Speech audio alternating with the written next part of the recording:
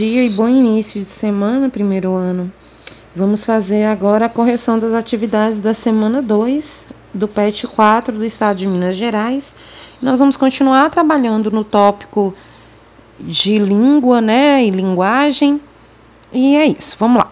Em nossa última aula, falamos sobre as diferentes formas de comunicar. Vimos que a comunicação no meio virtual pode acontecer de forma assíncrona ou síncrona. Vimos também que uma linguagem pode dizer mais do que algumas palavras e pode até expressar sentimentos e emoções. Sabemos que a língua evolui e acompanha as necessidades dos falantes, sua cultura, seu meio social e características. As variações linguísticas constituem a diversidade social e cultura de uma comunidade. Precisamos tomar alguns cuidados para não exagerar e correr o risco de não sermos entendidos. Uma boa comunicação precisa ser clara. Veja na tirinha abaixo. Tive uma ideia. Vou pedir ajuda ao meu sobrinho para entender o tal acordo. Para essa molecada é moleza. Estão aprendendo agora, não tem os vícios da gente que já usa as antigas regras faz tempo. Olá, sobrinho, beleza? Por acaso você está por dentro das regras do acordo ortográfico? Fala, tio, beleza? Acho que não é difícil, não. Passa aqui em casa, que nós aprende junto. Acho. Melhor pensar em outra coisa.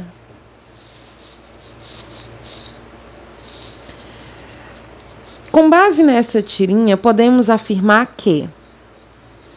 Bom, antes eu gostaria de fazer um comentário, gente. Aqui nós vemos que o sobrinho respondeu com uma linguagem e que não é muito utilizada mais, colocando tantos N's assim ao final das palavras e não aumentando tantas letras. Hoje a comunicação, mesmo que a comunicação na internet, é um pouco diferente do que era há alguns anos atrás.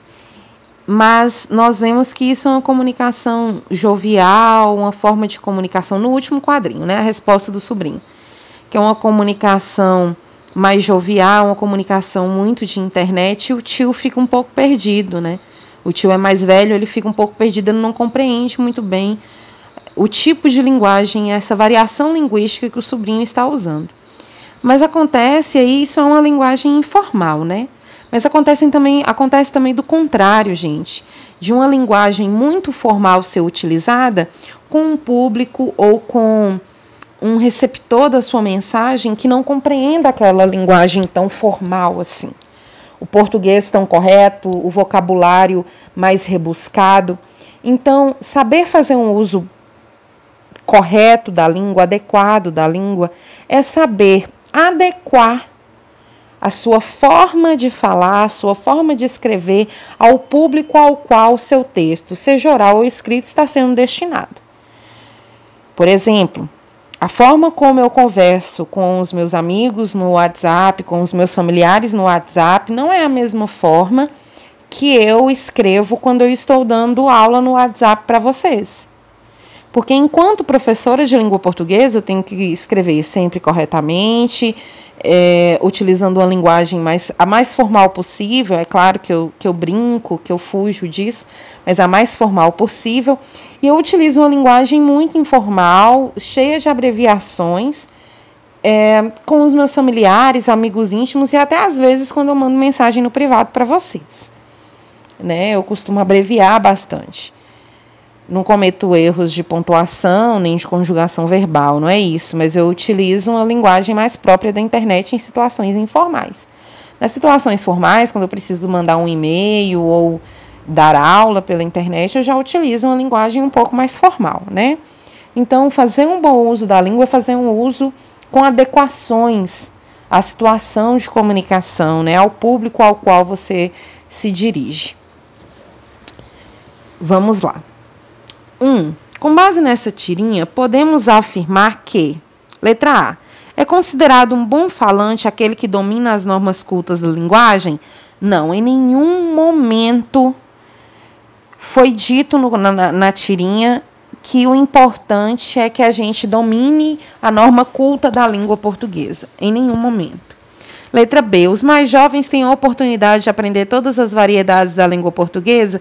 Isso também não é dito aí, tá? Não é isso que está... Não é aí que está o foco do texto. Letra C. O uso indiscriminado de abreviações pode ajudar no entendimento da comunicação. No caso da tirinha, ao contrário, né? As abreviações, o internetês utilizado fez com que a comunicação não acontecesse. O tio não entendeu muito bem o que o sobrinho estava dizendo. Letra D. A variação das línguas não é um fenômeno exclusivamente linguístico, mas também um fenômeno social extremamente correto. E foi o que eu disse para vocês. O social inclui não só classes, né, mas segmentos da sociedade. E fazer um bom uso da língua, saber utilizar a língua de maneira correta, é você saber adequar o seu discurso, adequar o seu texto, seja ele oral ou escrito, lembrando que texto é tudo aquilo que emite sentido, né? Seja imagem ou escrito por palavras ou dito, né? Eu estou falando muito né, inclusive, me perdoem. É adequar ao público ao qual nós nos referimos. Número 2. Qual era o problema inicial do tio da tirinha? O problema inicial dele era o acordo ortográfico, né? Que ele foi fechado na década de 90 e só entrou em ação nos anos de 2009 e 2010. Então, esse acordo ortográfico e veio mudando um monte de palavras que a gente já tinha o costume de utilizar, né? Esse acordo ortográfico era o problema do tio. Número 3. Por que o tio não entendeu o que seu sobrinho escreveu? O tio não compreendeu porque o sobrinho domina a variação linguística utilizada pelos mais jovens e utilizou com ele, que era uma pessoa mais velha, que escreve corretamente, né, que escreve dentro da norma culta. O sobrinho foi lá e conversou de uma maneira com um internetês que o tio não estava acostumado e que não era próprio do tio conversar. Então, o tio não escreveu. É porque o sobrinho não adequou a sua linguagem ao seu receptor, né? Me perdoem pela notificação que apareceu aqui. Vamos lá. Leia o texto abaixo de André Luiz Alves. Desculpe, eu não tenho WhatsApp. Aconteceu no shopping, no final de tarde de um sábado recente. Eu bebia calmamente uma garrafa de água com gás depois de andar várias quadras, naquela tentativa de melhorar a saúde. O lugar estava repleto de gente de todos os tipos. Num dado momento, olhei para a praça de alimentação lotada e percebi que quase todos digitavam textos no celular. Comiam sem olhar, bebiam por instinto, os dedos em formas de garras, digitando sem parar. Daí olhei para um canto, depois para outro. Em cada ponta surgia uma moça perdida no mundo cibernético. Andavam e digitavam ao mesmo tempo. Nunca fui bom nas leis da física. Sequer sei fazer contas. Nossa, muito parecido comigo essa pessoa aqui que está narrando. Mas era evidente que se nenhuma das duas olhasse para frente, a trombada seria inevitável. Foi exatamente o que aconteceu. Uma das garotas caiu no chão e a outra só não teve o mesmo destino porque conseguiu se amparar numa pilastra. Os celulares voaram no chão e a única preocupação das duas garotas era com o aparelho. Várias pessoas em volta começaram a filmar a cena e tirar fotos da garota que caiu. Fiquei bastante irritado com o acontecido, mas não surpreso. Já vi gente filmando acidentes graves. Eu não tenho WhatsApp e quando confesso este meu pecado, as pessoas me olham como se eu fosse um ser primitivo. O homem das cavernas que fala. Até tentei usar o dispositivo, mas simplesmente não consegui. Comprei um aparelho de primeira geração e com tantas funções que me perdi. Está jogado numa gaveta qualquer, não consigo encará-lo sem pânico e chego à conclusão que pilotar um avião não deve ser mais difícil. Que saudades dos bons tempos do e-mail. Eu pertencia a um grupo e por lá trocávamos correspondências. Falávamos de tudo. Surgiu uma amizade muito grande que durou mais de 10 anos, embora à distância. Eu tento acompanhar a modernidade. Hoje tem o Facebook, que me toma muito tempo. Mas sempre estou por lá falando com os amigos, que são mais de 1000, embora pessoalmente conheça no máximo 20. Já não é o suficiente? Ontem pedi para minha mãe uma foto antiga e ela me disse que me enviaria pelo WhatsApp. Até a dona Dalva tem o WhatsApp. Ela que é dos tempos em que se esperava o carteiro no portão trazendo cartas, o que só acontecia poucas vezes no ano. O que mais me surpreende nessa moçada do celular é a rapidez e eficiência com que digitam suas mensagens. Fico impressionadíssimo. Eu digito bem e rápido, sem olhar para o teclado, mas fiz curso nas antigas máquinas de escrever, daí a habilidade. Mas esses jovens nem sabem o que foi o sistema QWERTY e ainda assim digitam sem parar. Embora com medo de perder o encanto com coisas naturais, o dia de ar puro, a noite de lua e estrelas que cintilam, não pretendo desistir. Vou comprar um celular mais acanhado, daqueles que a gente fala, recebe mensagens e que tem o WhatsApp. Só isso. E então vou sair digitando feito um maluco, o dia todo, a noite inteira, até aprender. Me aguardem. Esse texto pode ser classificado como... Gente, esse texto é uma crônica, tá? É um texto breve, é um texto que fala sobre um assunto cotidiano, tem uma linguagem mais acessível. Então, esse texto é uma crônica, letra C.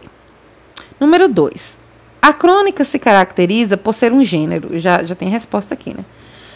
Narrativo, letra A. Narrativo marcado pela brevidade, narra fatos históricos em ordem cronológica e acontecimentos cotidianos. Sim, gente, a crônica é assim. Existe a crônica histórica e existe essa crônica que traz assuntos cotidianos, geralmente falando a respeito de algum assunto que está em voga na sociedade, tá?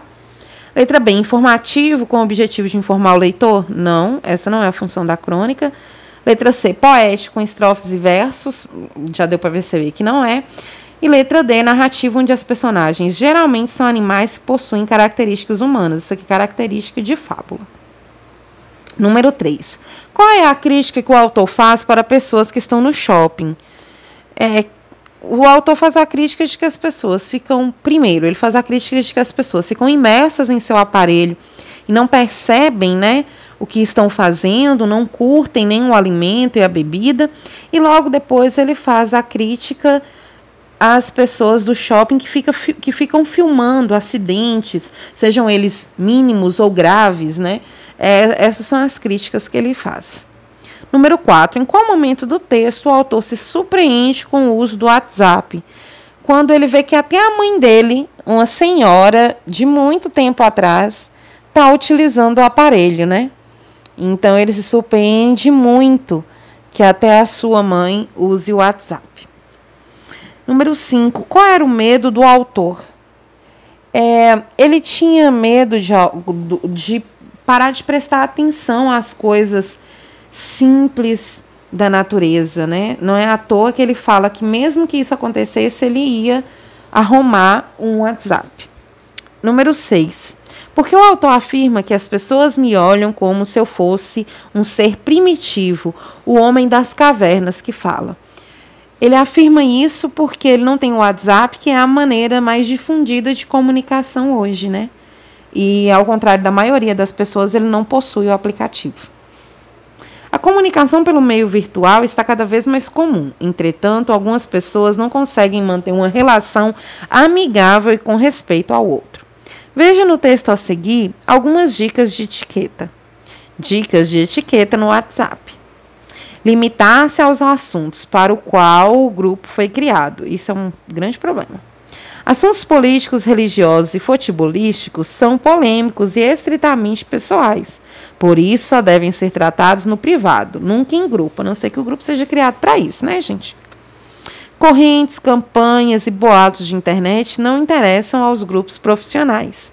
O que parece divertido, engraçado ou interessante a você, nem sempre é interessante no grupo, envie no privado. Por isso e às vezes até no privado você fica no vácuo, porque tem um monte de coisa que não é interessante para todo mundo e que ninguém quer ver. Para de ficar perturbando as pessoas o tempo inteiro. Se a pessoa não te respondeu é porque ela não quer. Fotos e vídeos somente se diretamente relacionados ao tema do grupo. Na dúvida, envie no privado, sempre. Não passe vergonha nos grupos. Não envie cumprimentos isolados, como bom dia, boa tarde, boa noite. Você já vivenciou algum constrangimento em grupos de WhatsApp ou nas redes sociais? Imagine que você tenha que criar um grupo com os colegas de sua sala. Proponha algumas regras, registre aqui e compartilhe com seus colegas. Então, assim, gente, cada um de vocês vai criar regras que acham importantes. Se vocês acharem que essas regras que vocês criaram são úteis para o grupo que a gente utiliza na sala, mande para mim que eu vou fazer essa proposta para os professores, tá? Ou podem mandar lá no grupo mesmo durante o tempo da nossa aula, que a gente vai tentar incorporar as regras que são importantes. Lembrando que aquele é um grupo formal de trabalho, né? Isso é diferente de grupos criados para entretenimento. À noite tô com sono. Me desculpem, gente. Abri a boca aqui. É diferente de grupos criados para entretenimento, aqueles grupos que a gente tem com mais 2 amigas, 3 amigos, e que a gente fica conversando sobre assuntos informais, tá? Nós estamos falando aqui de grupos mais formais. Vocês já vivenciaram algum constrangimento em grupos de WhatsApp? Constrangimento maior que eu já passei no WhatsApp, já passei muito constrangimento, mas o constrangimento maior é escrever alguma coisa de instrução para vocês durante minhas aulas e não ser respondida. Bom, encerramos por aqui com indireta da professora. Até a próxima gravação de explicação das atividades. Um grande beijo. Até!